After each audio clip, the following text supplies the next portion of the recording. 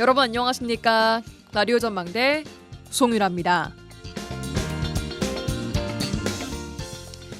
성경을 읽기 위해서 촛불을 훔쳐서는 안 된다. 목적이 수단을 정당화할 수 없다는 의미인데요. 오늘 윤석열 전 대통령의 내란 우두머리 혐의에 대한 1심 선고문에 인용된 격언입니다. 1심 법원은 윤석열 전 대통령의 내란죄를 인정해 무기징역을 선고했습니다. 그동안 피고인 윤석열 측은 국회가 탄핵을 남발하고 정부 예산을 무분별하게 삭감했다라고 주장했습니다만 이런 사정이 성경을 읽기 위한, 그러니까 국민을 위한 국정 운영은 아니라고 판단했습니다. 대한민국의 주권은 국민에게 있고 모든 권력은 국민으로부터 나온다. 현대 국가의 기본 원리를 가장 잘 알고 그 원리를 지켜낸 건 오랜 세월 법 전문 공무원으로 일했던 윤석열 전 대통령이 아니라 평범한 시민들이었습니다. 2024년 12월 추운 겨울날 국회로 달려갔던 시민들과 온 밤을 불안 속에 떨면서 온전한 국가로 회복되기를 기도했던 우리 국민 모두는 노벨 평화상 후보로 추천됐습니다. 도도하게 흐르는 역사의 강물이 어디로 흐르고 있는지 극명하게 보여준 오늘이었습니다. 오늘 라디오 전망대가 준비한 내용입니다. 조선대학교 정치외교학과 지병근 교수와 함께 윤석열 전 대통령 1심 판결 선고와 또 정치권 설 민심 이야기 나눠보겠고요. 뉴스 브리핑 이번 주 취재기 안단이 극장까지 준비되어 있습니다. 잠시 후에 뵙죠.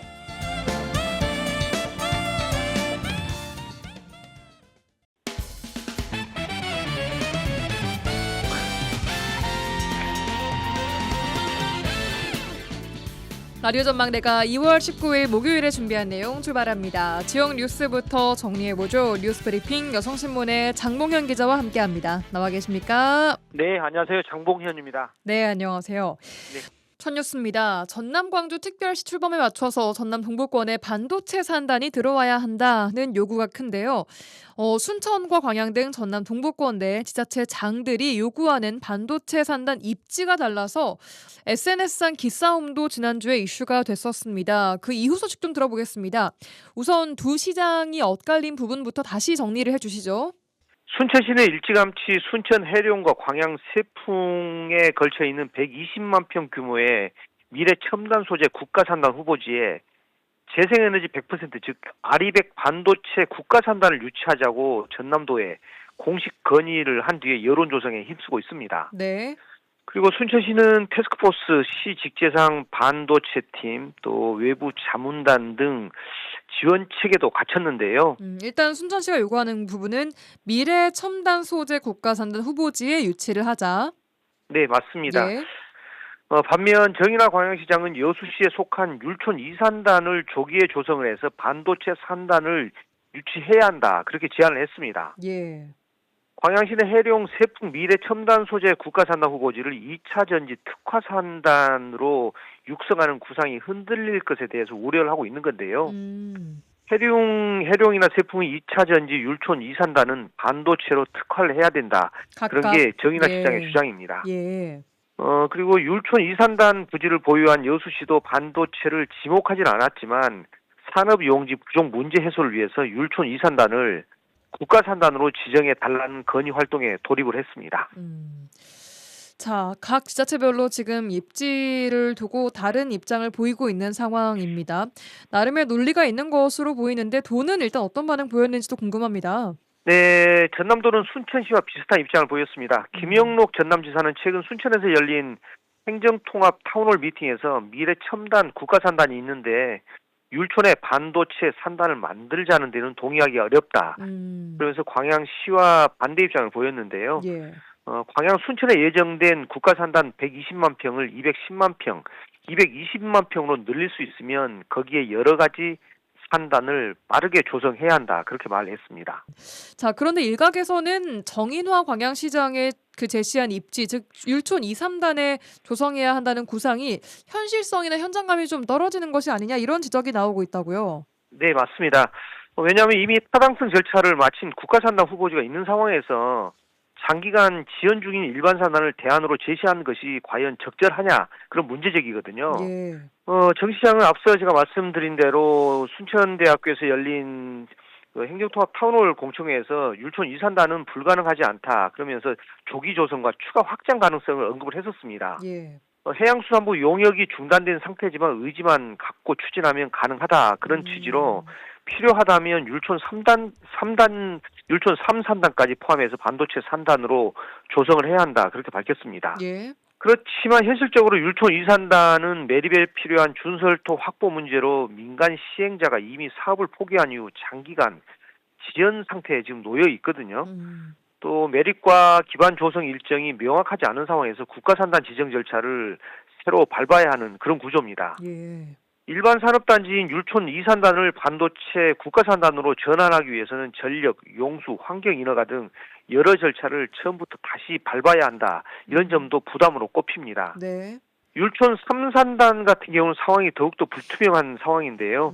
이렇게 개발 구상이 공식적인 행정 절차 단계에 올라 있지 않은 상태로 단기간 안에 그런 반도체 산업을 논의할 수 있는 준비된 부지로 보기가 어렵다는 게 일반적인 관측입니다. 예, 율촌 2, 3 산단에 대한 현실성을 좀 들어봤고 그렇다면 현실적으로 지금 광양 세풍과 순천 해룡에 걸쳐 있는 미래 첨단 소재, 즉 순천과 좀 도가 주장하고 있는 그 부지는 좀 낫습니까? 어떻습니까?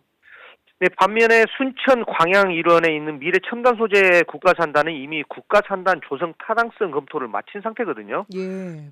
2차 전지 특화단지 지정과 연계한 예비 타당성 조사 면제 가능성 등 제도적 경로가 이미 확보가 돼 있어서 상대적으로 추진 속도가 빠르다 그런 평가입니다. 그렇군요. 그래서 전남도는 해당 부지를 확장해서 반도체 산업까지 포함하는 방안을 공식 검토를 하고 있는 거고요.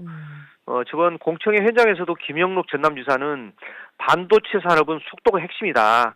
이미 준비된 후보지를 중심으로 빠르게 가는 것이 맞다. 그렇게 밝혔었습니다. 예, 알겠습니다. 우선 지금 중요한 건 전남 동부 지역의 이 반도체 산단을 유치하는 것이고 그 다음에 그 내에서 어디가 더 입지가 좋을지를 따져볼 게 아닌가 싶은 생각이 듭니다. 다음 소식 듣겠습니다. 대규모 개발을 추진 중인 여수 경도해양관광단지에 5성급 호텔이 들어선다고요? 네, 미래에셋이 투자한 관광단지 조성 시행사 YK 디벨로프먼트는 지난 연말 글로벌 호텔 기업인 메리어트와 호텔 경영 계약을 체결했다고 합니다. 네. 총 29층 객실 300여 개 규모로 건축물을 설계하고 2029년 말 완공을 목표로 건축 인허가 협의를 진행하고 있다고 하는데요. 예. 만약 계획대로 진행이 되면 호남권에서는 처음으로 랜드마크급 디자인이 반영된 5성급 JW 메리어트 호텔이 운영이 되는 겁니다. 예. 행정 절차가 순조롭게 진행이 될 경우에 이르면 올해 상반기 건축 인허가를 거쳐서 올해 안에 착공할 수 있을 것으로 광양만권 경제자유구역청은 전망을 하고 있는데요. 예. YK 디벨로프먼트는 건축 허가가 취소된 레지던스를 대체할 시설 구상에도 착수를 했습니다. 올해 연말까지 대체 시설 사업성 분석 용역을 거쳐서 후속 계획을 확정을 하기로 했고요. 예. 미래에셋이 주도하는 YK 디벨로프먼트는 경도 65만 평 부지에 1조 원을 투입해서 2029년 완공을 목표로 해양 관광단지를 조성을 하고 있는데 예. 우리 지역사회에서 좀 너무 더딘 게 아니냐 그렇게 말을 하고 있는데요. 지금 얼마나 진행됐습니까? 종합 공정률은 현재 40%대를 기록을 하고 있습니다. 그래서 남도의 경관을 아우르는 스포츠 관광의 중심지로 조성하겠다는 계획인데 빨리 좀 진행이 됐으면 하는 아쉬움이 있습니다. 예, 알겠습니다. 여성신문의 장봉현 기자와 함께했습니다. 고맙습니다. 네네, 고맙습니다.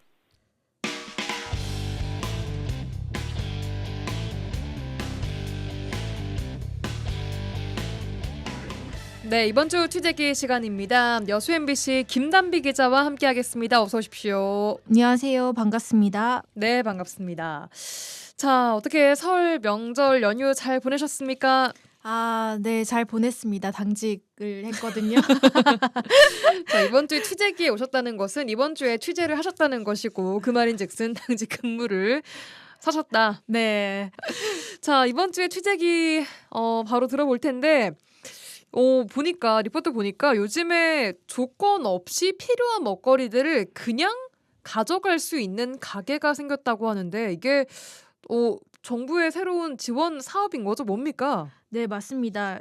일명 그냥 드림 사업이라고 하거든요. 네. 이름이 그냥 드림 사업인데 방금 저희도 막 그 뭐 설날에 맛있는 거 예. 뭐 드셨냐 먹었냐 이런 것들 물어봤잖아요. 저희가 주로 인사할 때 밥 먹었어? 이렇게 먹는 걸로 시작하지 않습니까? 그쵸. 의식주 중에서 세 가지 다 중요하지만 그 중에서도 정말 이제 챙겨봐야 할 것이 바로 먹거리인데 예. 이 먹거리를 그냥 지원한다. 는 사업이기 때문에 그냥 드림 사업이거든요. 아무런 조건 없이 그냥 드린다는 건데 예. 좀 더 구체적으로 설명을 하자면 예. 좀 생계가 어려운 분들도 분명히 있을 거고 갑자기 또 어려워지신 분들이 있을 거 아니에요. 네. 근데 이분들이 당장 먹을 게 조금 없다 할 때 이분들이 이용할 수 있게 만들어 놓은 것이 그냥 드림 사업이거든요. 그래서 2만 원치 상당의 먹거리를 그냥 제공하는 건데 예. 이게 지금 전남에서는 7개 시군에서 운영을 하고 있거든요. 예. 저희 동부권에서는 여수시의 그 쌍봉 종합사회복지관에 있는데 이게 뭐 지자체마다 조금씩 운영하는 방식은 좀 차이가 있어요. 네. 여수 같은 경우는 꾸러미를 이제 만들어 가지고 그 오. 꾸러미 안에 뭐 라면, 그다음에 즉석밥, 뭐 통조림 아니면 간편하게 데워 먹을 수 있는 국 이런 걸 2만 원치를 담아 가지고 이제 오시는 분들한테 주는 경우가 있고 예. 이제 무안이나 다른 곳 같은 경우는 그 일반 편의점처럼 만들어 놓고 예. 본인들이 알아서 2만 원어치의 식료품을 챙겨갈 수 담는 있게 거예요? 네. 장바구니에. 자율적으로 할 수 있게 이렇게 운영하는 곳도 있고 그렇습니다.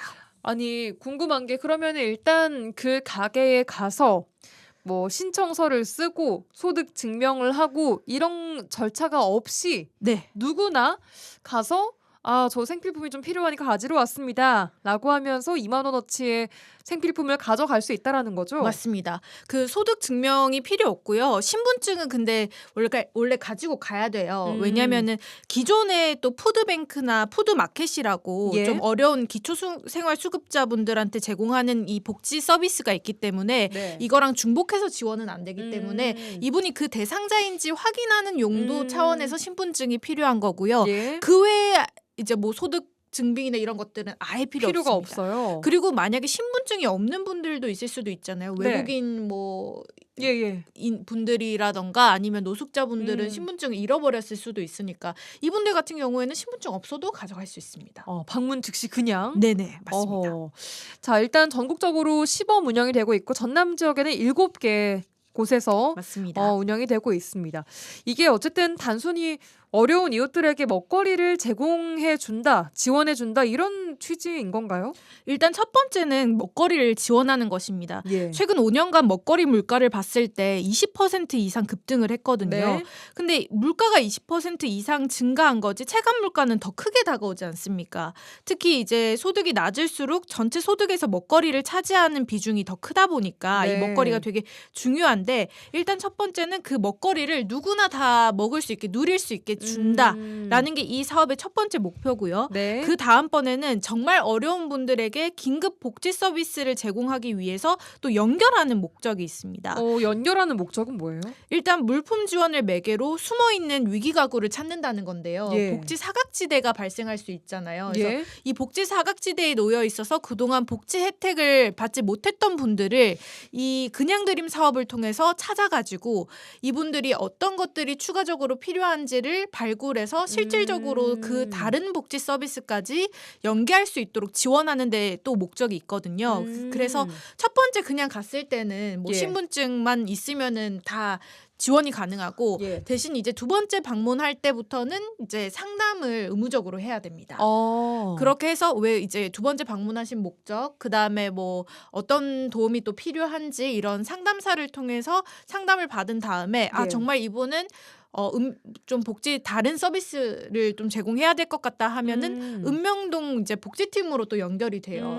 그렇게 해서 다른 복지까지 지원을 받을 수 있도록 하는 것이 이 사업의 원래 목표라고 하면 될 것 같습니다. 그렇군요. 이게 한 달에 한 번 정도 이용할 수 있는 제한이 있다고 들었는데 맞습니까? 네, 맞습니다. 기본적으로 한 달에 한 번 이용하는 것이 제한인데요. 근데 이것도 운영하는 시군마다 좀 유도리 있게 운영을 하도록 돼 있습니다. 그래서 굳이 한 번뿐 뿐만이 아니라 정말 또 어려운 분들이 있는 경우에는 또 이용하신 그 지자체 상황에 따라서 또 이용할 조금 수 있습니다. 네.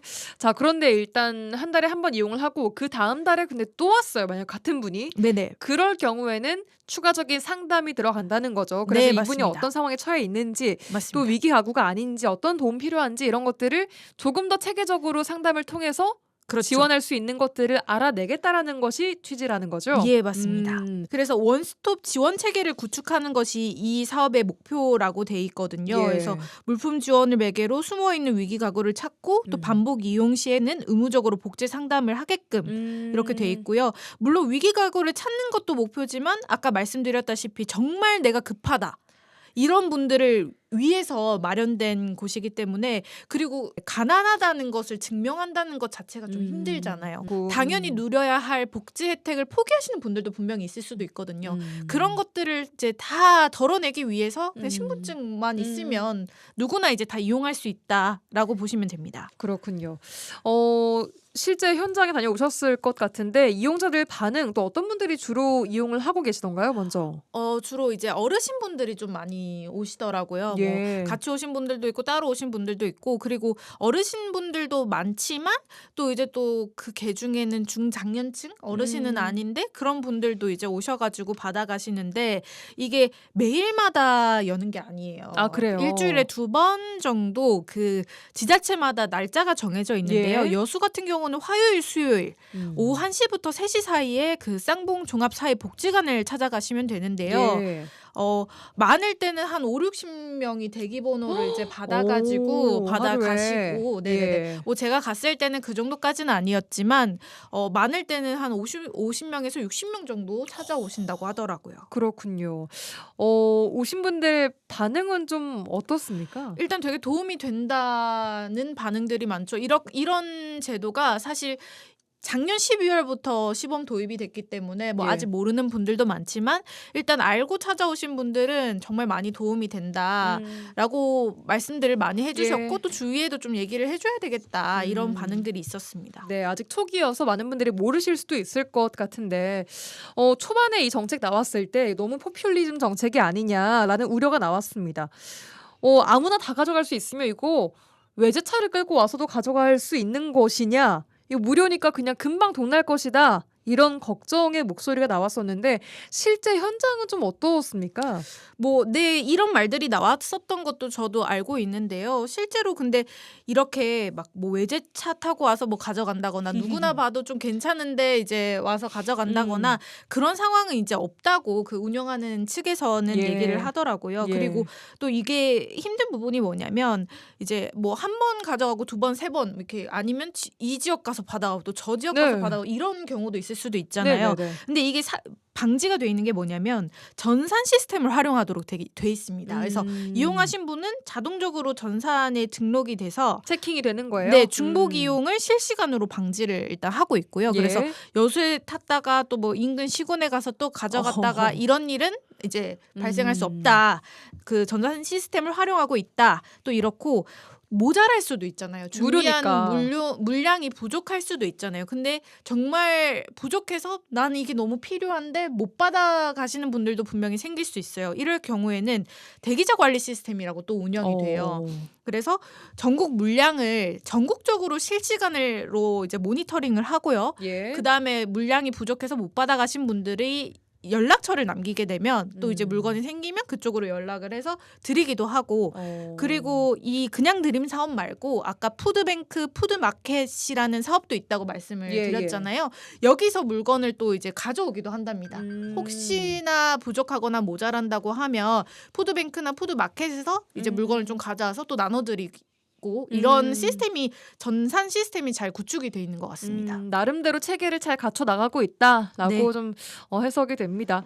지금은 시범 운행 중이지만 앞으로 아까 5월 달부터 본격적으로 확대 운영을 한다고요? 네, 일단 작년 12월부터 전국 56곳에서 시범 사업을 시작했고요. 그다음에 5월부터는 본 사업에 들어가는데 전국적으로 150곳으로 확대될 예정입니다. 그리고 이제 정부는 2027년까지 전국 모든 시군구에 이 그냥드림 사업장을 설치하겠다는 방침입니다. 예.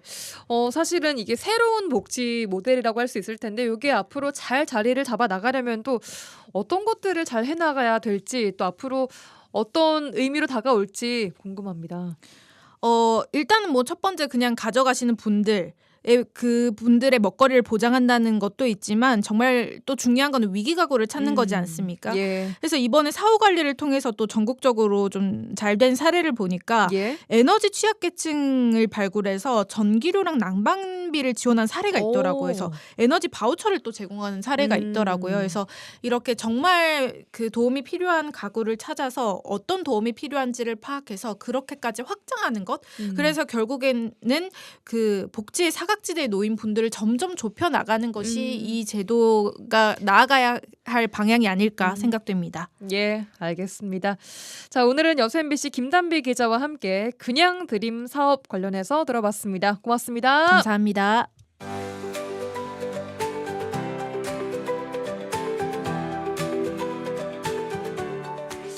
네, 오늘의 인터뷰 시간입니다. 오늘은 윤석열 전 대통령의 내란 우두머리 혐의에 대한 1심 판결 나왔습니다. 무기징역 선고가 됐는데요. 이후 정치 지형의 변화 분명히 있을 테고요. 또 2년 차를 맞은 이재명 정부에 대한 평가와 바짝 다가온 지방선거, 거기에 맞물린 광주와 전남의 행정통합까지. 이 정치판은 한치 앞날을 내다보기 힘들 만큼 빠르게 변화를 하고 있고 살아서 움직이고 있습니다. 설 연휴를 지나면서 바닥 민심은 어떤지 조선대학교 정치외교학과 지병근 교수와 함께 이야기 조금 더 나눠보겠습니다. 교수님 나와 계십니까? 예, 안녕하세요. 예, 안녕하십니까.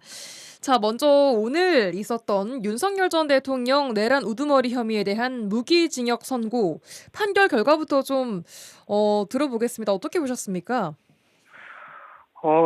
뭐 다들 보셨겠지만 윤석열 피고인 전 대통령 같은 경우에는 이제 무기징역을 받았고요. 그리고 김영현 전 국방부 장관은 이제 징역 30년을 받았습니다. 그리고 예. 오늘 8명의 피고인이 있었는데 그중에 2명이 이제 무죄 판정을 받았고요. 오늘 제가 이제 날짜를 계산을 해봤는데 예. 2024년 친일 쿠데타가 발생한 12월 3일부터 오늘까지 443일이 지났습니다. 거의 1년이 한참 지났는데 예. 아주 오랜 기간 동안 국민들이 기다려왔던 판결이 나왔다라고 생각을 하고요. 예. 오늘 판결을 총평을 하자면 뭐 네. 저는 뭐 이런 표현이 가능할지 모르겠지만 얄미운 판결이다. 얄미운 판결이다. 예. 예, 무슨 뜻일까요? 지기현 판사가 이 재판도 되게 상냥하게 피고인에게 이제 최대한 발언권도 보장하면서 상냥하게 재판을 진행을 했고 오늘도 이 판결을 내릴 때 되게 상냥하게 이제 판결을 내렸는데 예.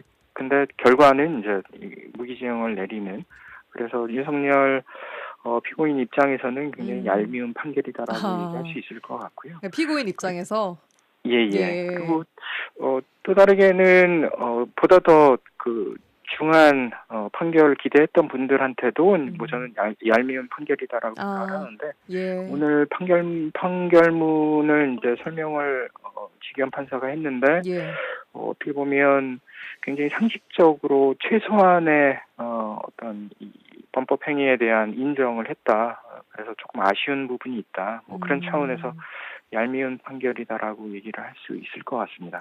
예. 교수님 개인적으로는 둘 중에 어떤 쪽으로 얄미운 판결이었습니까? 저야 당연히 워낙 엄중한 사안이 있기 때문에 예. 좀 더 강한 이 판결이 내려졌으면 더 좋았을 것이다라는 생각을 했습니다. 그렇죠. 뭐 제가 예. 판결문 설명을 들으면서 예. 제가 그래도 이제 주목할 만한 대목이 몇 가지가 있어서 예. 그 부분을 제가 간단하게 말씀 좀 드리고 싶은데요. 네. 이 지기현 판사가 그런 얘기를 했어요. 그러니까 이 성경을 읽는다는 이유로 촛불을 훔칠 수는 없다. 그러니까 그러니까 국회의 국무위원 탄핵을 이유로 해서 이제 내란을 정당화할 수 없다라는 이야기를 분명하게 했고요. 예. 또 다르게는 일일이 개별적으로 관여하지 않았다 하더라도 내란죄로서의 대통령이 책임을 부담해야 된다라고 하는 부분, 그리고 내란으로 인한 피해가 윤석열 피고인이 이야기하는 것처럼 아무것도 아닌 일이 아니고 피해가 막대하다라고 하는 그런 부분을 분명하게 밝혔다라는 면에서 예. 오늘 나름대로 판결이 의미가 있었다라고 생각합니다. 알겠습니다.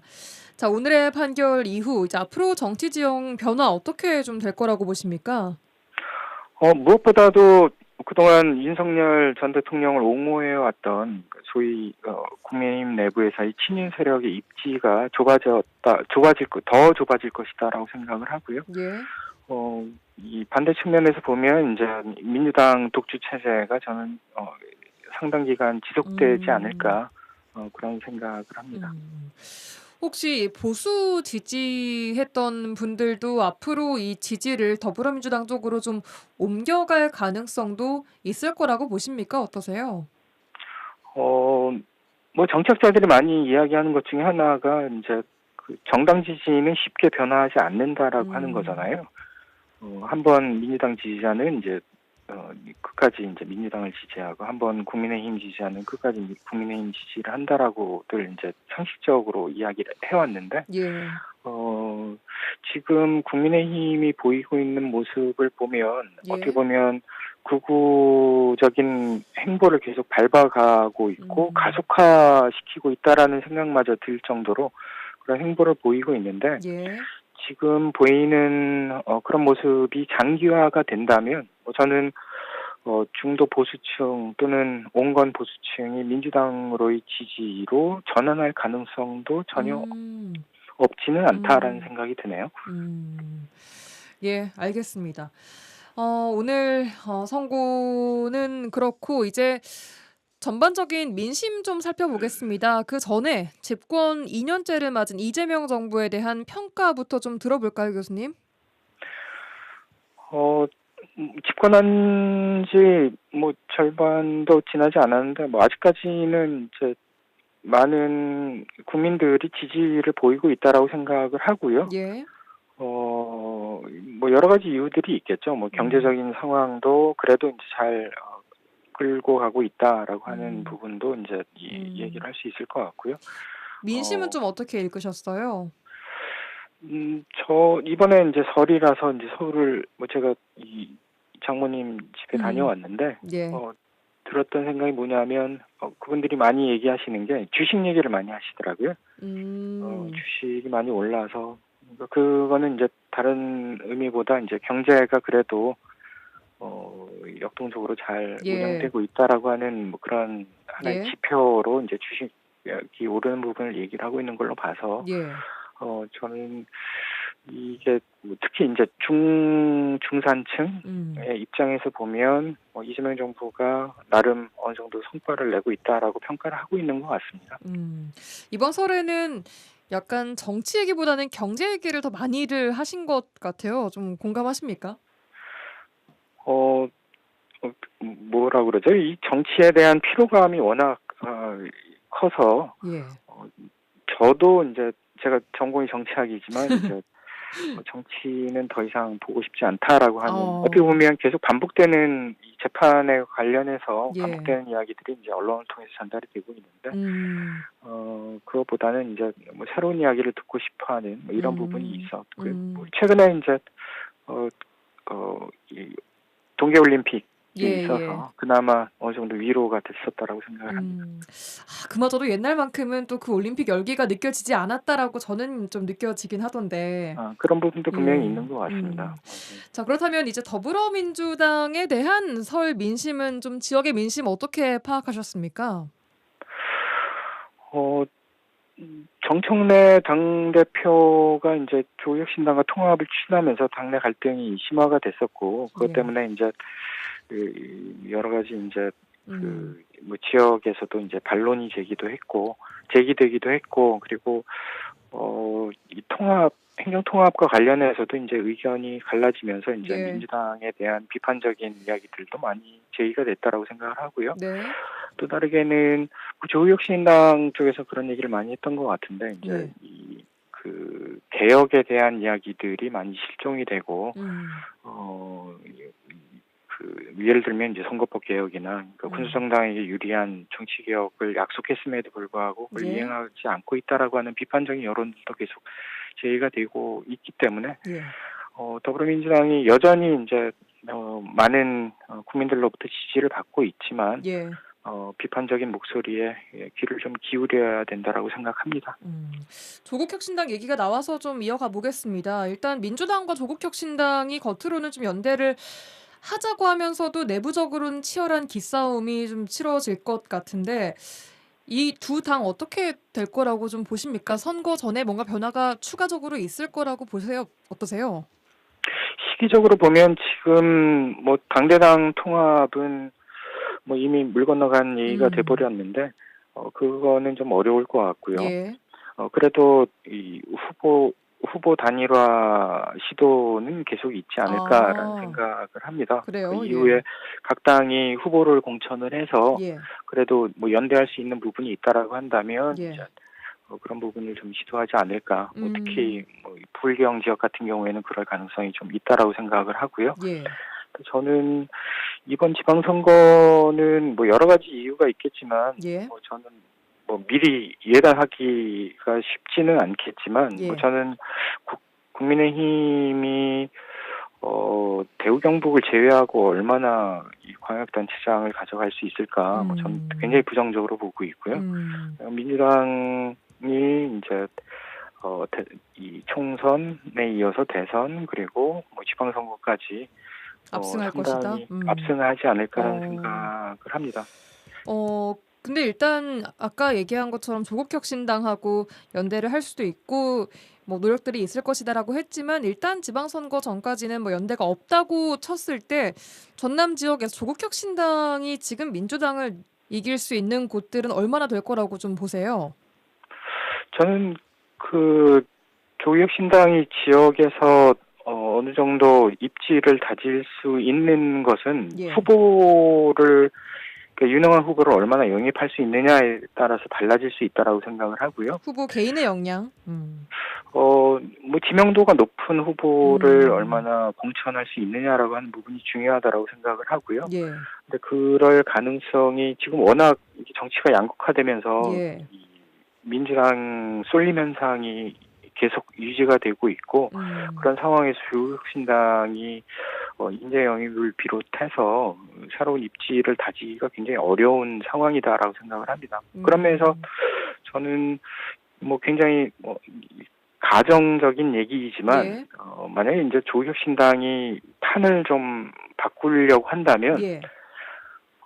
본인이 출마하는 거를 과감하게 선택할 필요도 있다라고 생각을 합니다. 본인이 어디에 출마할 수 있을까요?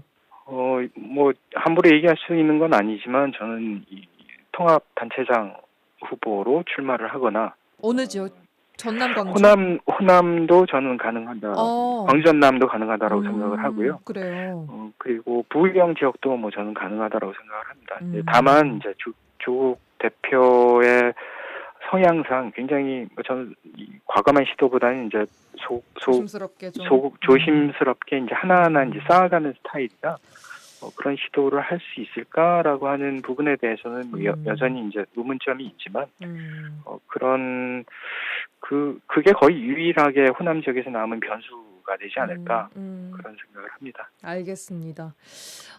이제 통합 광역 단체장 이야기도 나왔었는데 이제 행정통합 이야기로 이어가 보겠습니다. 행정통합 이슈 때문에 말씀하신 것처럼 지방선거 판도도 크게 좀 흔들리고 있는데 아무래도 그 이유 중 하나가 통합특별시장이 한 번 뽑으면 임기가 2030년까지 아니겠습니까? 이게 그해 치러지는 대선 이후인데 그럼 이 자리가 그 다음 총선은 물론이고 대선까지도 영향을 줄 수밖에 없는 구조기 때문에 이렇게 좀 많이 좀 관심이 몰리고 있다라고 봐도 괜찮을까요? 어떻습니까? 이 통합단체장은 뭐 대표하는 유권자의 수가 워낙 크고 예. 특히 광주 전남 같은 경우에 이 통합단체장이 행사할 수 있는 정치적인 이 힘은 굉장히 클 수 있다라고 생각을 하거든요. 예. 그러니까 제가 방금 이제 가정적으로 이제 조혁신당의 조국 대표가 출마할 경우에 저는 만약에 이제 이 단체장으로 당선이 된다라고 한다면 예. 대권으로 나가는 데 있어서 기반을 확실하게 다질 수 있는 그런 기회가 될 수도 있다. 물론 이 가정적인 얘기라 예. 그냥 들어주시면 감사하겠습니다. 알겠습니다. 아니 사실 대통령도 지금 새로 뽑힐 통합시장에 엄청난 관심을 갖고 있을 거 아니겠습니까? 이게 대통령의 재선과도 좀 연결이 되는 부분이기 때문에 아닐까요? 아무래도 단체장이 지역에서 미칠 수 있는 영향이 워낙 크기 때문에 그러니까요. 예. 아무래도 차기 대선을 고려했을 때 예. 큰 영향력을 미치는 굉장히 중요한 행위자로서 기능할 수 있기 때문에 당연히 신경을 쓸 수밖에 없다라고 생각을 하고요. 그리고 현재 이재명 이 대통령 입장에서 보면 광주 전남의 행정통합이 전국적인 차원에서 진행되고 있는 광역 행정통합의 어떤 돌파구 그런 형식이 될 수 있기 때문에 많은 관심과 지원을 할 것이다라고 생각을 합니다. 알겠습니다. 광주 전남이 통합이 된다면 행정통합이 되면 결국 선거 판도에도 영향이 갈 수밖에 없을 것 같은데 광역 지자체 하나가 전국적으로 좀 줄어드는 상황 아니겠습니까? 물론 광주 전남만 통합을 한다고 가정했을 때도 하나가 줄어드는 것이고 전국적으로 뭐 두세 개가 동시에 진행이 되고 있는데 이런 경우 이 정권 초반에 치러지는 지방선거 정부 여당에 좀 유리해질까요? 아니면 오히려 좀 불리해질까요? 그러니까 이 광주 전남이 개별적으로 두 표를 행사하다가 한 표밖에 행사되지 못하는 그런 국면이 올 수도 있는 거잖아요. 그러니까 그런 면에서 이제 지역에 불리하게 작용할 수도 있다라고 얘기를 할 수도 있겠고 또 다르게는 이제 규모가 커졌기 때문에 이 목소리의 비중도 훨씬 커질 수 있다라고 하는 그런 얘기도 충분히 가능할 거다라고 생각을 하고요. 대표적으로 서울특별시장처럼 이제 그 통합단체장이 이제 국무회의에 참여할 수 있도록 한다라고 하는 이런 부분들도 이제 고려를 했을 때 꼭 단체장이 하나가 줄었기 때문에 불리하게만 작용한다라고 볼 수만은 없을 것 같고요. 다만 기계적으로 판단을 했을 때 그런 상황이 전혀 없을 거다라고 단언하기는 힘들기 때문에 그런 부분들을 고려해서 통합 과정에서 보완을 좀 해야 될 필요가 있다라고 생각을 합니다. 그리고 정권 초반에 지방선거가 이루어지면 당연히 이제 보통 우리가 이제 허니문 기간이라고 얘기를 하잖아요. 그러니까 집권 초기 이재명 정부 출범한 지 얼마 안 됐기 때문에 이제 이 선거를 치르면 이제 집권당에게 유리하다라고 판단을 하는데 저는 그것보다 이제 더 큰 게 이제 국민의힘이 취하고 있는 행보가 워낙 어떻게 보면 사회적으로 많아야 20% 또는 10% 정도밖에 안 되는 이제 극우적인 행보를 계속 갖고 있기 때문에 저는 이번 지방선거는 지금 상황이 계속 지속된다라고 한다면 이제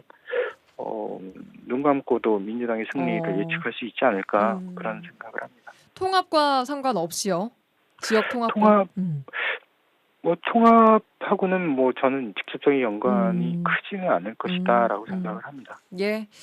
알겠습니다. 자, 오늘 지병균 교수님과 함께 설 연휴에 지역 민심 그리고 앞으로 정치판이 어떻게 또 변화할 것인지 종합적으로 살펴보는 시간 가져봤습니다. 조선대학교 정치외교학과 지병균 교수와 함께했습니다. 교수님 고맙습니다. 예, 감사합니다.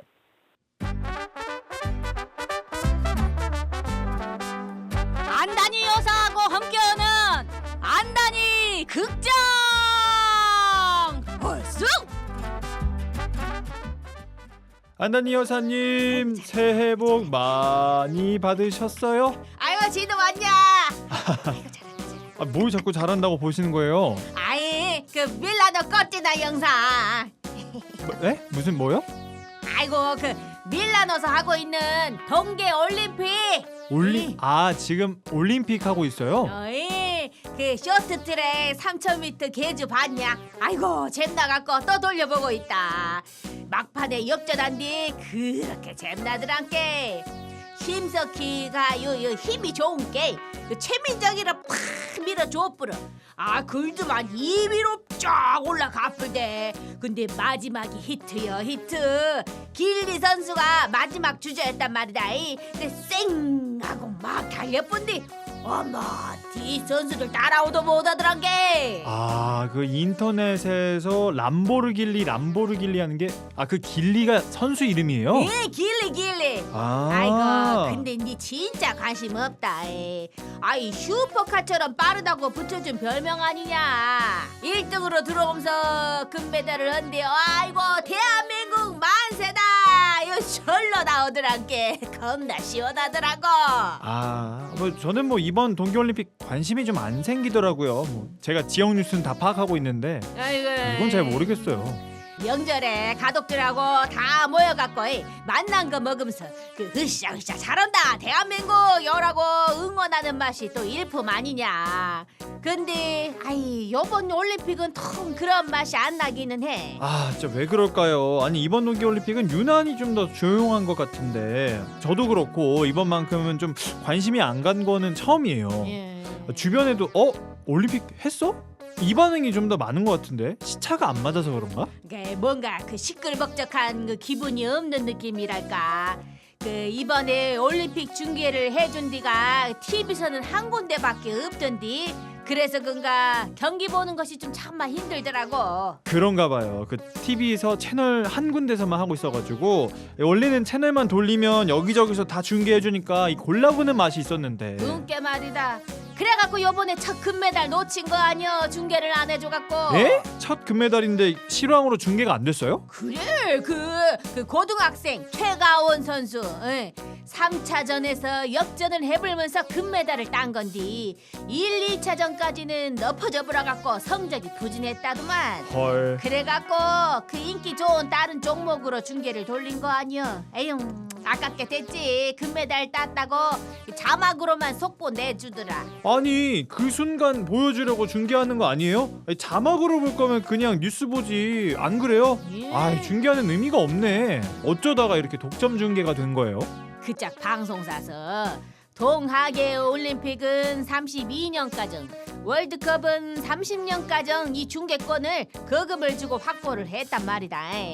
그것을 갖고 지상파 3사에다가 다시 팔아보려고 했는데 요 반발도 심하고 가격 조건이 딱 안 맞아뿐네. 그런 게 어쩌겠어. 혼자서 방송해야지. 그런 거구나. 그래서 약간 홍보가 안 됐구나. 올림픽하고 월드컵하고 이런 것들은 국민들이 얼마나 관심이 높냐. 2010년인가 밴쿠버 때 그때도 S한사가 독점을 해보러 갖고 호되게 한 소리 들은 적이 있거든.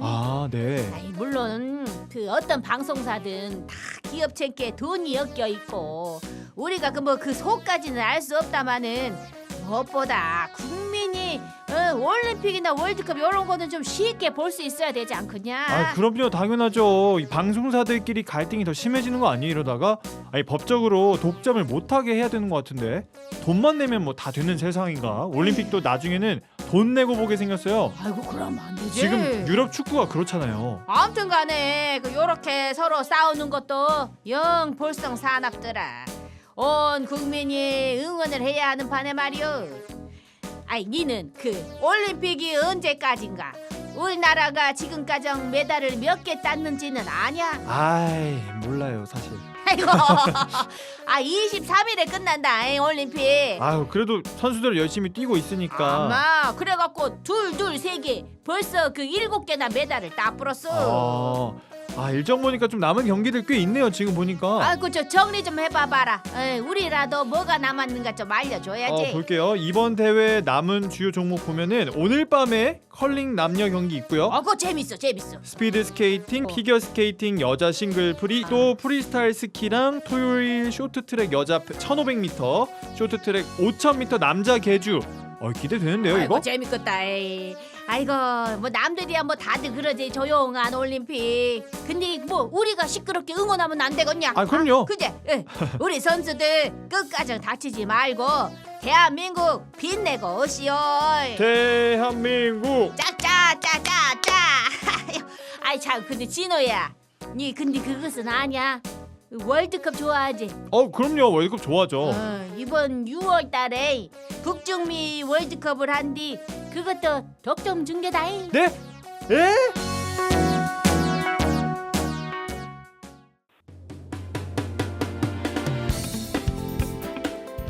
라디오 전망대가 2월 19일 목요일에 준비한 내용은 여기까지입니다. 저는 내일 돌아오겠습니다. 구성 이선화, 연출 송유라였습니다. 고맙습니다.